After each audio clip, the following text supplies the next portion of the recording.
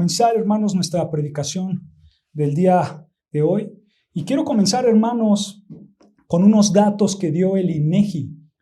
El INEGI dio entre el año 2000 y el año 2019 se registraron 32 divorcios por cada 100 matrimonios. 32 divorcios por cada 100 matrimonios del año 2000 al 2019. Antes de esas fechas, hermanos, había únicamente 7 divorcios de cada 100 matrimonios. O sea, los datos, hermanos, subieron de manera significativa. El divorcio, hermanos, hoy en día es una realidad en nuestras vidas y afecta a cristianos como a no cristianos. El divorcio afecta a todos en nuestra sociedad de hoy en día. La pregunta que tenemos que hacer, hermanos, es: ¿qué dice la Escritura acerca del divorcio? ¿Es permitido o no lo es? ¿Qué dice la Escritura? También, hermanos, puede surgir la situación de una persona que no era cristiano, se divorció y ahora decide seguir a Cristo. Entonces, esa persona divorciada se puede volver a casar. Bueno, hermanos, la respuesta a estas preguntas las vamos a encontrar en Mateo 5. Si me acompañas a Mateo 5, vamos a seguir con nuestro estudio del Sermón del Monte. A Mateo 5, versículo 31 y versículo 32, que es lo que vamos a estudiar. Mateo capítulo 5, versículo 31 y versículo 32. Dice así la palabra del Señor en Mateo 5, versículo 31. Dice: también fue dicho, cualquiera que repudie a su mujer, dele carta de divorcio. Versículo 32. Pero yo os digo que el que repudie a su mujer, a no ser por causa de fornicación, hace que ella adultere, y el que se casa con la repudiada comete adulterio. Vamos a recordar, hermanos, un poco el contexto para aterrizar la idea y ver dónde estamos parados. El Señor Jesucristo, allá arribita en el versículo 20, vean lo que dice, versículo 20, porque os digo, si vuestra justicia no fuere mayor que la de los escribas y fariseos, no entraréis en el reino de los cielos. El Señor aquí está diciendo, hermanos, si quieres entrar, si tú quieres ser recibido en el reino de los cielos, ¿qué tienes que hacer? Bueno, es indispensable que tú tengas una justicia, una obediencia a Dios que está por encima de la que mostraban los escribas y fariseos. Eso es lo que está diciendo el Señor Jesucristo. ¿Tú quieres entrar al reino de Dios? Tu obediencia, tu justicia debe de ser mayor que la de los escribas y los fariseos. Estos dos grupos, hermanos, escribas y fariseos, recuerden, ellos eran, por así decirlo, la élite religiosa. No había más grande que ellos.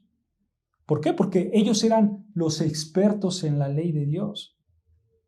Pero el Señor Jesucristo, siendo el Maestro perfecto y supremo, lo que hace es que a partir del versículo 21, hermanos, hasta el versículo 48, que es hasta que acaba el capítulo 5, el Señor Jesucristo nos da 6 ilustraciones de esa justicia. 6 ilustraciones de esa justicia, de esa obediencia que sobrepasa a la de los escribas y los fariseos. La primera ilustración la vemos del versículo 21 al versículo 26, que habla acerca del homicidio. El Señor dice que no solo es un asesino el que mata físicamente, sino el que tiene una actitud de enojo pecaminoso contra alguien más. El que se enoja contra alguien más de manera pecaminosa, él también está matando, está siendo un asesino delante de Dios. Por supuesto, hermanos, que esto nos exhibe totalmente, nos expone nuestro pecado delante de Dios. ¿Por qué? Porque muchas veces pensamos que si estamos bien por fuera, aunque seamos unos criminales por dentro, entonces tú estás bien. Pero no es así, hermanos. El Señor dice, esa no es la justicia que caracteriza al hombre que va a entrar al reino de los cielos. La justicia, la obediencia que caracteriza al hombre que va a entrar al reino de los cielos es porque Él ama a su enemigo. Él ama a su prójimo. Él no busca el enojo. La segunda ilustración, hermanos, que el Señor Jesucristo nos muestra, la vemos del versículo 27 hasta el versículo 30, que habla acerca del adulterio. El adulterio. Los escribas y los fariseos decían, tú puedes internamente estar cometiendo adulterio con quien tú quieras.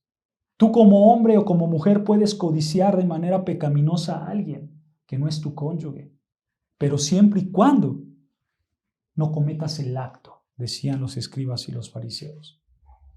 Por supuesto, el Señor Jesucristo corrige esta mala interpretación y dice, no es así.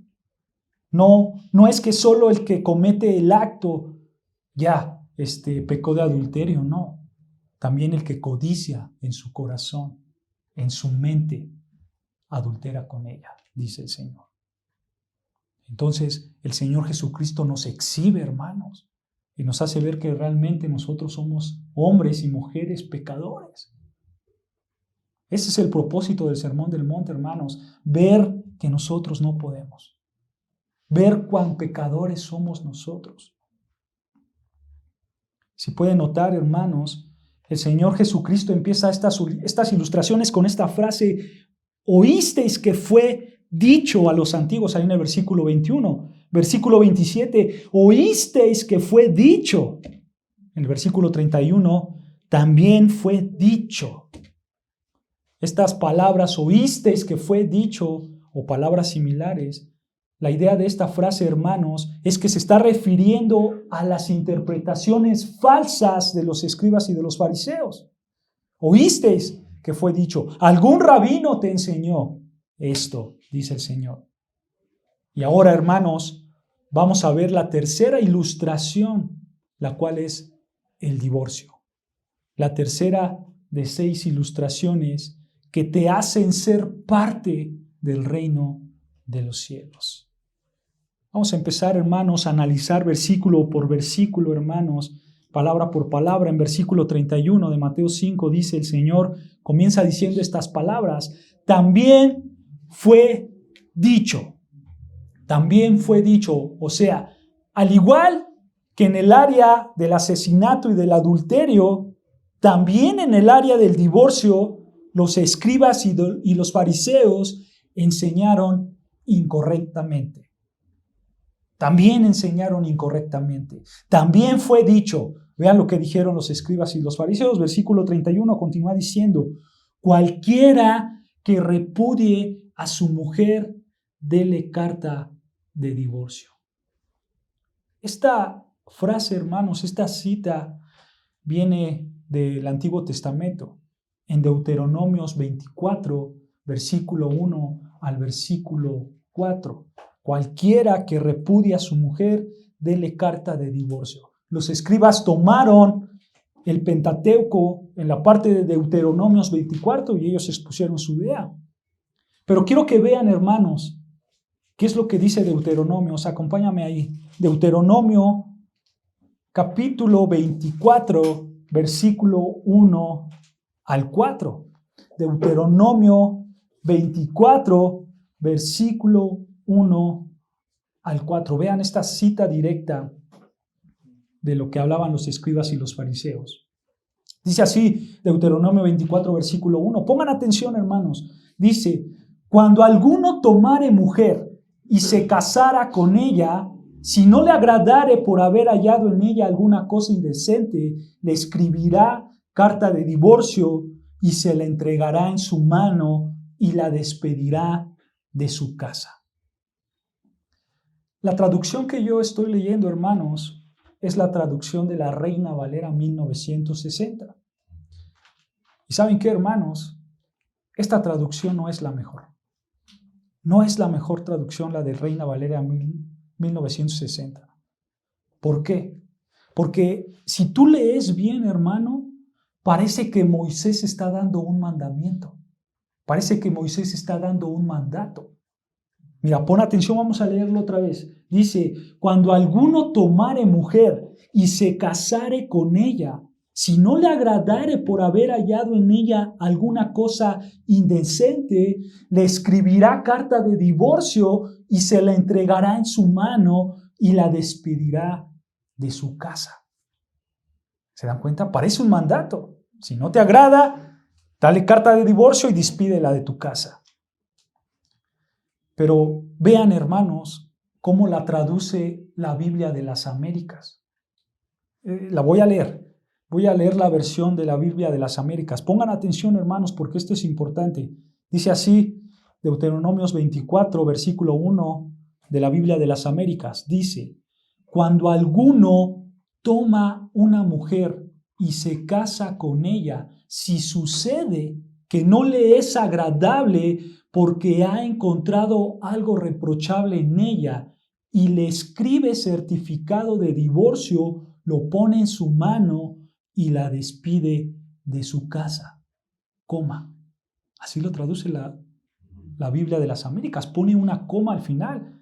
Si ustedes tienen Biblias en la Reina Valera, aquí el versículo 1 termina con un punto y aparte.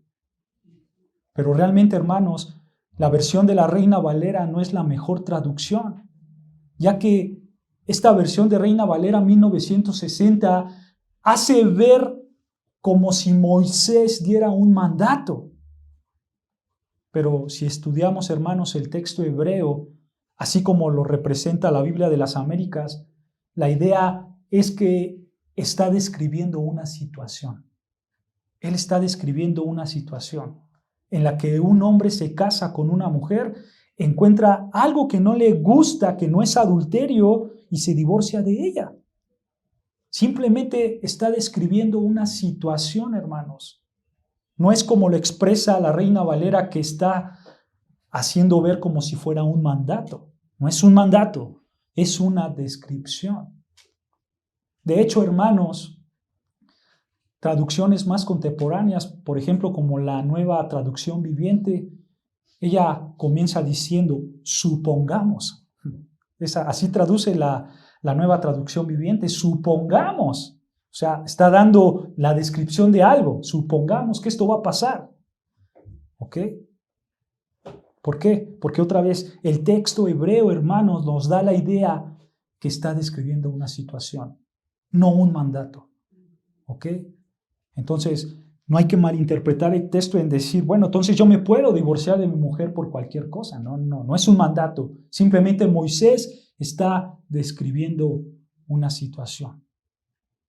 La frase ahí, hermanos, que dice en Deuteronomios 24:1, esa frase casi al final, que dice, y le escribirá certificado de divorcio o carta de divorcio. Esta frase de carta de divorcio, hermanos, esta carta de divorcio fue establecida únicamente para proteger a la mujer.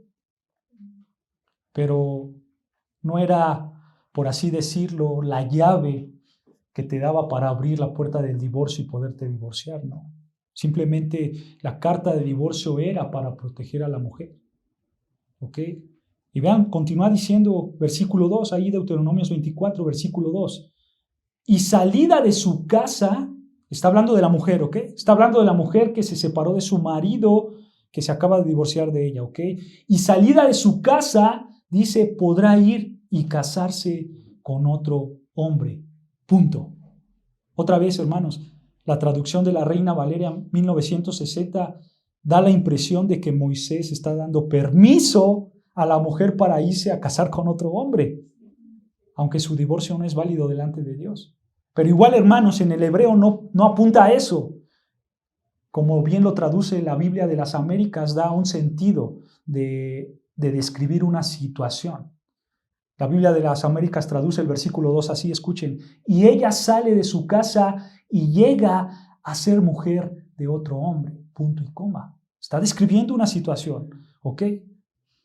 O sea, hermanos, está siguiendo la narración del versículo 1, ¿ok? Hay una continuidad, está describiendo una situación. Vean, voy a leer esos 2 versículos de la Biblia de las Américas para que ustedes tengan la idea y síganme en su Biblia. Dice Deuteronomios 24, 1, 2. Dice, cuando alguno toma a una mujer y se casa con ella, si sucede que no le es agradable porque ha encontrado algo reprochable en ella y le escribe certificado de divorcio, lo pone en su mano y la despide de su casa. Versículo 2, y ella sale de su casa y llega a ser mujer de otro hombre. ¿Se dan cuenta? Solo está describiendo una situación. Un hombre se casa con una mujer, encuentra algo que no le gusta de su mujer y se divorcia. De hecho, hermanos, en el contexto, el hombre se divorcia de su mujer por algo que no es adulterio. Y eso es pecado. Si tú te divorcias por algo que no es adulterio, es pecado. Entonces esta mujer sale y se va con otro hombre. Versículo 3, vean, versículo 3. Pero si la aborreciere este último y le escribe carta de divorcio y se le entregare en su mano y la despidiere de su casa, o si hubiere muerto el postrer hombre que la tomó por mujer, detengámonos ahí, hermanos.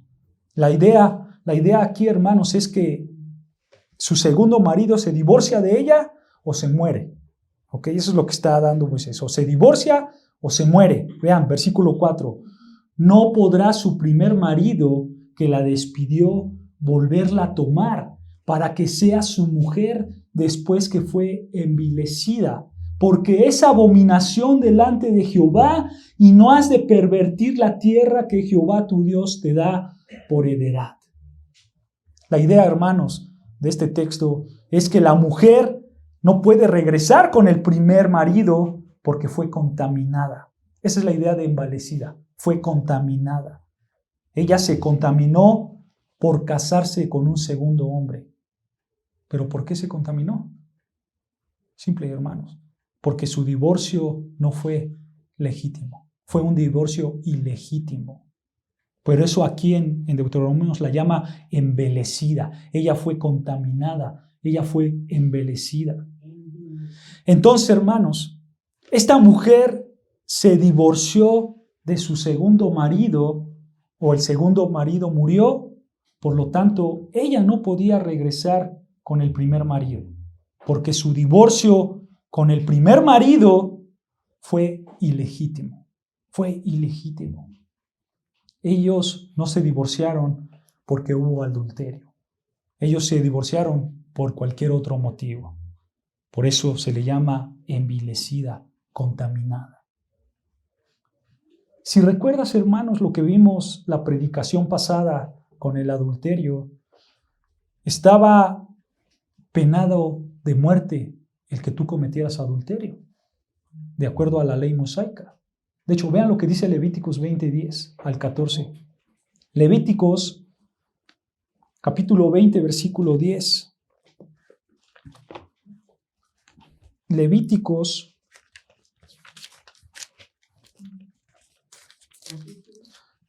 20, versículo 10 al 14.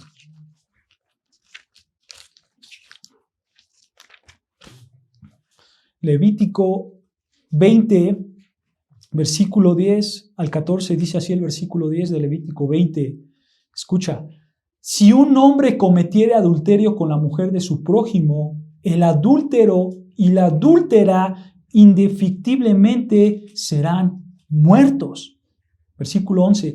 Cualquiera que yaciere con la mujer de su padre, la desnudez de su padre descubrió, ambos han de ser muertos. Su sangre será sobre ellos. Si alguno durmiere con su nuera, ambos han de morir. Cometieron grave perversión, su sangre será sobre ellos. Si alguno se ayuntare con varón como con mujer, abominación hicieron. Ambos han de ser muertos. Sobre ellos será su sangre. El que tomare mujer y a la madre de ella, comete vileza, quemarán con fuego a él y a ellas, para que no haya vileza entre vosotros. ¿Se dan cuenta, hermanos? Entonces, el que cometía adulterio, ¿qué pasaba? Moría. Era la pena de muerte para ellos. Sin embargo, escucha, hermanos, Dios, en su misericordia, permitió el divorcio frente al adulterio en lugar de la muerte. Eso es importante saberlo, hermanos. Dios, en su misericordia, permitió el divorcio frente al adulterio en lugar de la muerte. Por dar un ejemplo, hermanos, ¿recuerdan la historia de José y de María, los padres de nuestro Señor Jesucristo? Es más, acompáñame a Mateo 1:18, vean lo que dice. Mateo capítulo 1, versículo 18.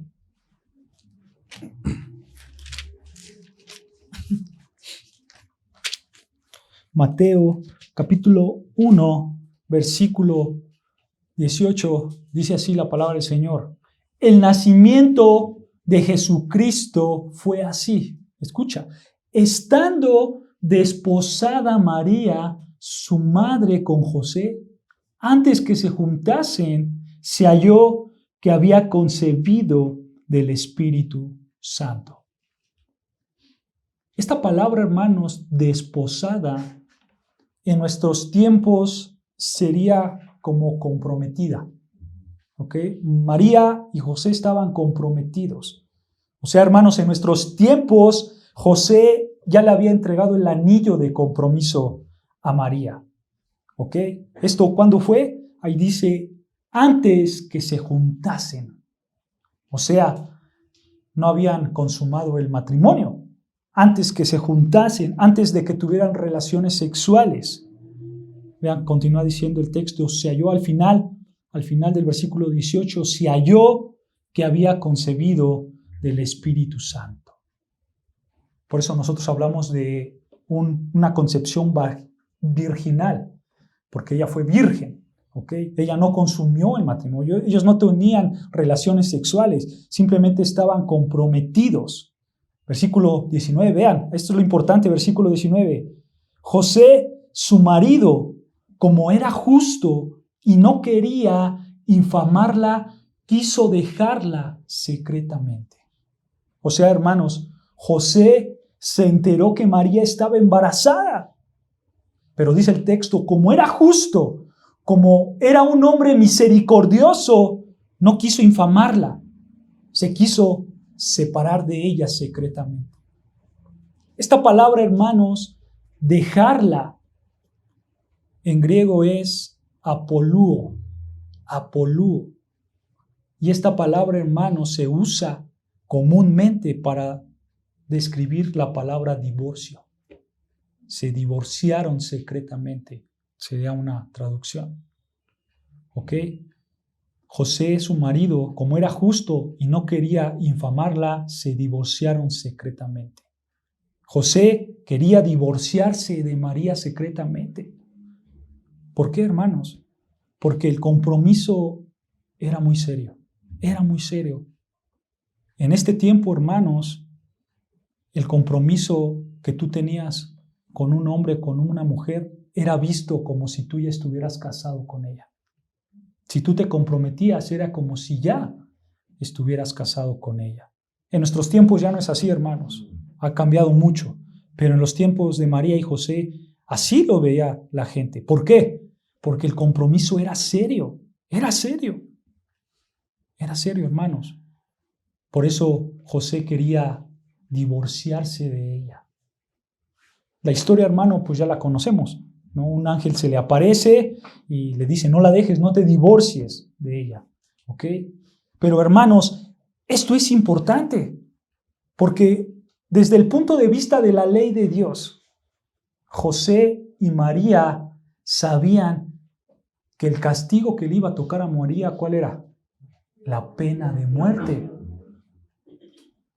Porque, entre comillas, María engañó a José, si no, ¿cómo estaba embarazada? No es por eso que José dijo, caramba, nos separamos, porque tú estás embarazada.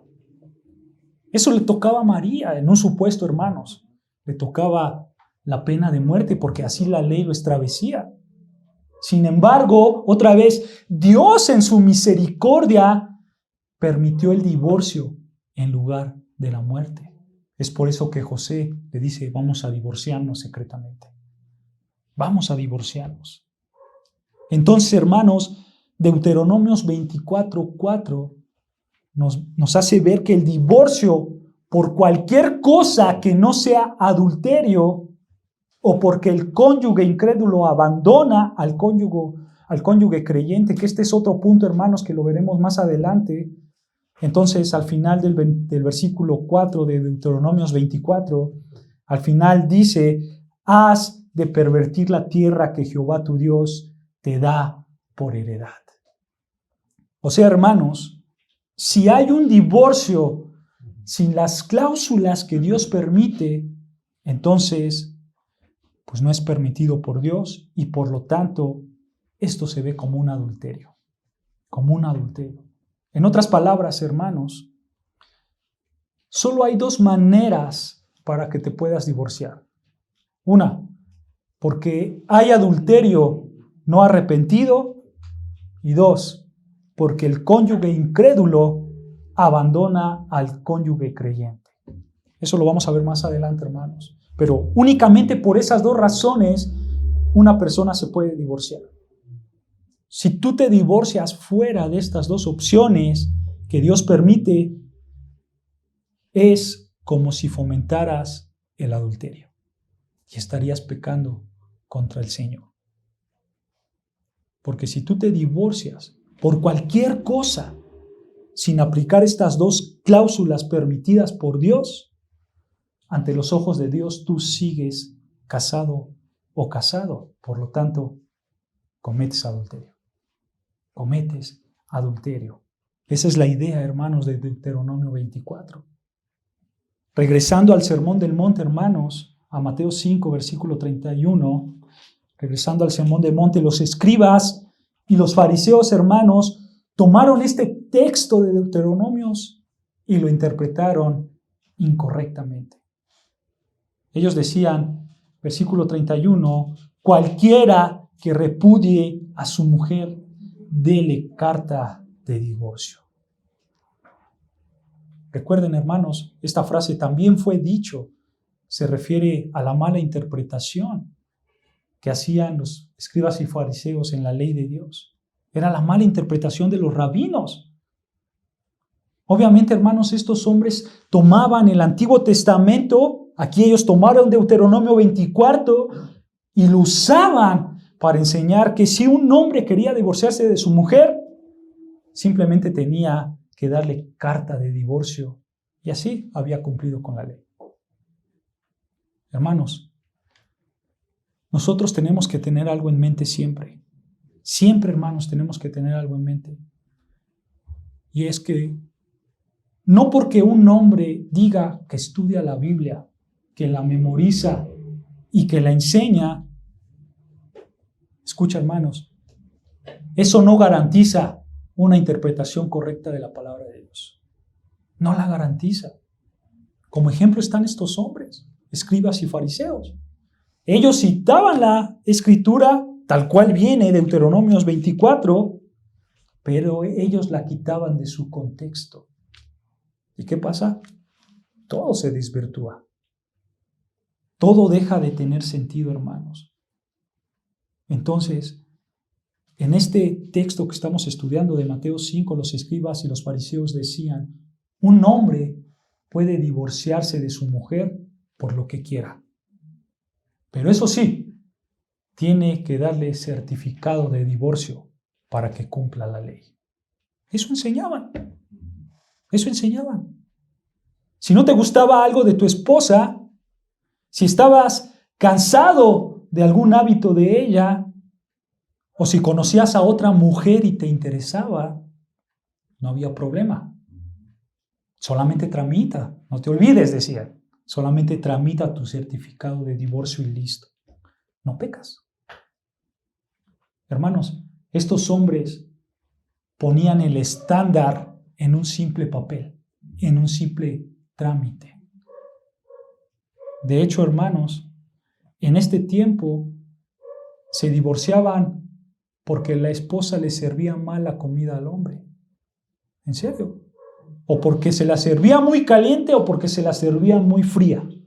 Y ya se divorciaban. En serio, hermanos. Hay muchos registros que por esos simples detalles se divorciaban. No les gustaba. Aquí está tu papel.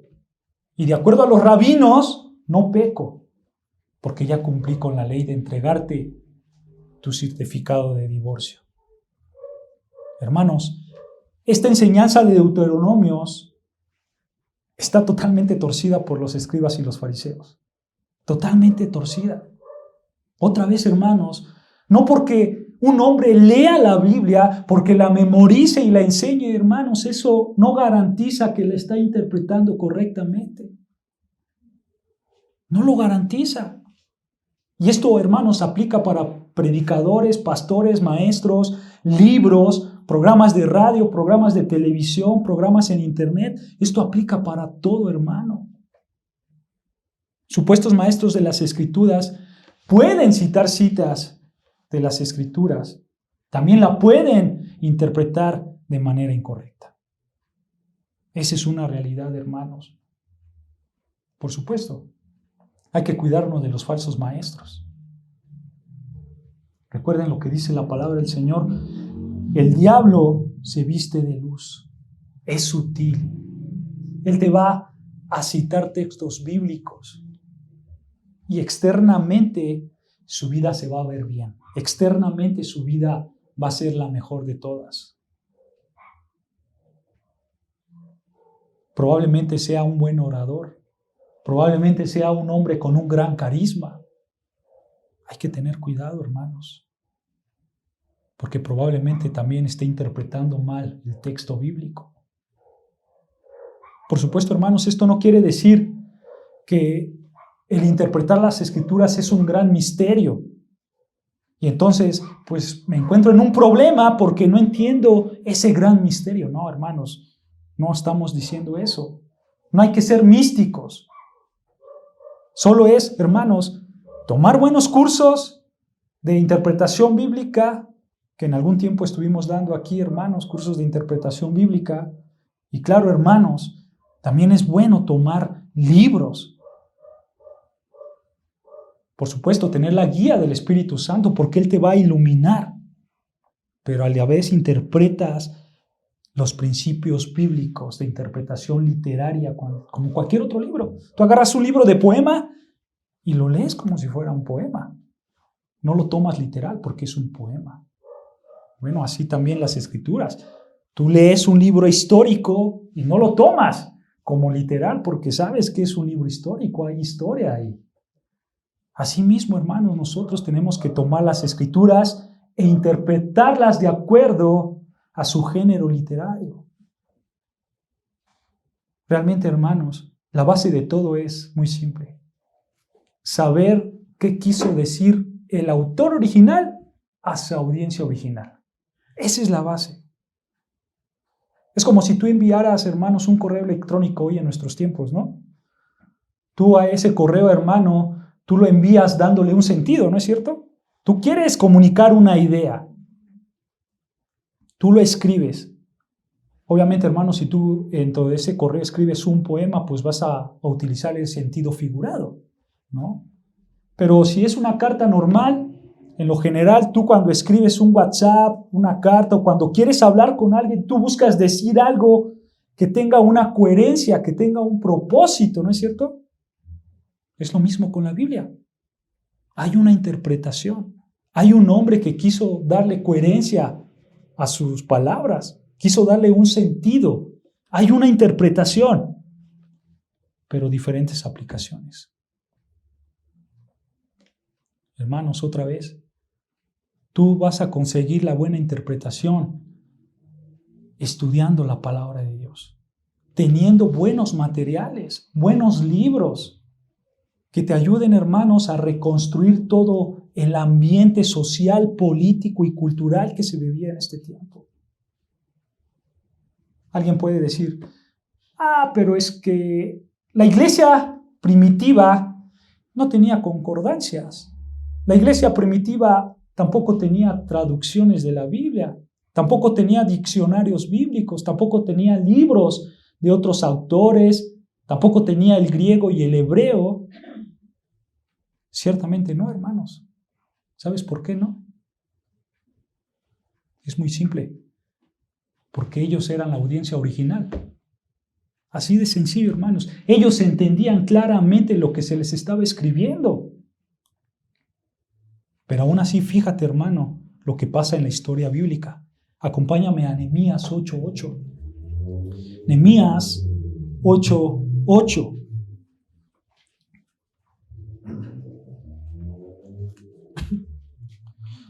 Nehemías 8:8. Nehemías 8:8. ¿Ya lo tenemos? Es un libro histórico, para que lo ubiquen más rápido, hermanos. Libro histórico, atrás de los Salmos. Nehemías 8:8 dice así. Pongan atención, hermanos, lo que hacían estos hombres. Y leían en el libro de la ley de Dios claramente. Escucha. Y ponían el sentido de modo que entendiesen la lectura. ¿Se dan cuenta, hermanos? Y ponían el sentido de modo que entendiesen la lectura. Esta frase, hermanos, ponían el sentido. Esto es lo que tiene que hacer un predicador genuino, un hombre que predica genuinamente la palabra de Dios. Pone el sentido. Él te explica. ¿Ok? De hecho, hermanos, esta frase, poner el sentido, se refiere a dar una traducción, así lo encontramos en el texto. Y los hombres daban una traducción. ¿Por qué una traducción, hermanos? Porque en el contexto, recuerda, este pueblo solamente hablaba el arameo, ya no hablaba el hebreo, porque ellos habían regresado del exilio. Ellos habían perdido su lengua original, que era el hebreo. Las escrituras estaban escritas en hebreo y todos hablaban en arameo. Por eso estos hombres de Dios ponían la traducción del hebreo al arameo, ponían el sentido a la palabra de Dios de modo que entendiesen la lectura. ¿Ok, hermanos? Es por eso, hermanos, que nosotros hoy en día predicamos expositivamente. Porque igual que estos hombres, nosotros exponemos la palabra de Dios, le damos el sentido. Por eso hoy en día creemos que la predicación expositiva debe de ser la principal herramienta para un predicador. Porque él tiene que ponerle sentido. ¿Se dan cuenta, hermanos, lo que hacían estos hombres? Esto debe de hacer un verdadero predicador y maestro de la palabra de Dios. Y de hecho, todo cristiano. Seas predicador o no, seas maestro o no, todo cristiano debe buscar hacer esto, ponerle el sentido a las escrituras. ¿Pero qué necesitas? Por supuesto, la guía del Espíritu Santo, la iluminación del Espíritu Santo, pero también necesitas herramientas para que tú puedas entender qué es lo que el autor original le quiso decir a su audiencia original. Aquí, hermanos, no importa el tiempo que haya pasado, no importa tampoco tus circunstancias. Cuando Dios inspiró a estos hombres, escucha, Dios lo hizo con un solo propósito en mente. Y ese propósito es el que nosotros tenemos que sacar. Entonces, los rabinos judíos interpretaban las escrituras como ellos querían, como ellos querían. Hoy en día, por desgracia, hermanos, hay muchos hombres que lo siguen haciendo dentro de las iglesias. Y es triste, porque muchos de esos hombres, por ignorancia, ellos piensan que solo abriendo las escrituras y a ver qué me da el Señor, piensan que van a tener la mejor interpretación, y no es así. No es así, hermanos. Abrir las escrituras y leerlas es una pequeña parte del proceso. para llegar a una buena interpretación. ¿Por qué? Porque, hermanos, aquí hay miles de años de historia y miles de años de cultura. Tenemos que tener herramientas. Yo los animo, hermanos, a que busquen libros de buenos autores. No tengas miedo, hermanos, de tomar un libro. No tengas miedo de ver a un predicador. Estudia a buenos pastores, a buenos maestros. De hecho, hermanos, los libros son muy buenos, porque a lo largo de la historia ha habido hombres fieles que se han entregado a las Escrituras, que hoy en día nos sirven a nosotros para sacar una buena interpretación. Por ejemplo, está Orígenes, Clemente de Alejandría, Tertuliano. Esos son hombres, hermanos, que vivieron pegados a la época de los apóstoles. Ellos conocieron a los apóstoles, algunos de ellos. Por ende, hermanos, ellos tienen un mejor conocimiento de la interpretación, porque ellos vivían en ese tiempo cultural que nosotros. Son buenos leer a estos hombres. Hombres contemporáneos, MacArthur, Paul Washer, Miguel Núñez, Eugene Michel, Josías Gauman, hermanos. Hay muchos hermanos hoy en día que escriben y predican fielmente la palabra de Dios.